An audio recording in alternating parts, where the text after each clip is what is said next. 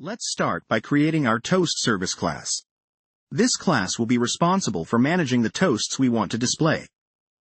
In the constructor, we initialize an empty array which will hold all the active toast notifications.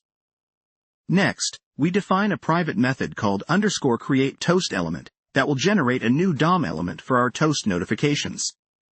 This method creates a div with a class of toast and additionally adds a specific type class for styling purposes. We then set the inner text to the message we want to display.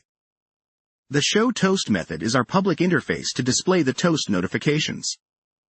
It uses the _createToastElement method to create the toast and then appends it to the body of the document, making it visible on the screen.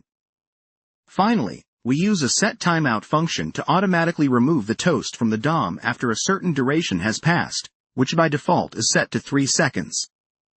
This ensures that the toast doesn't stay on the screen indefinitely. Now let's see how to use the toast service in practice. First, we instantiate the service by creating a new instance of the ToastService class. With the ToastService instance, we can call its showToast method to display different types of messages. We can show an informational message with a custom duration, a success message with the default duration, and an error message with a shorter duration.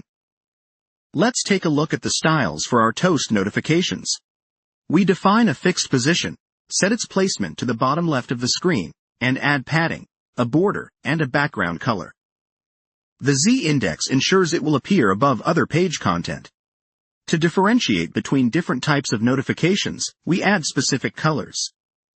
Informational toasts are blue, success toasts are green, and error toasts are red.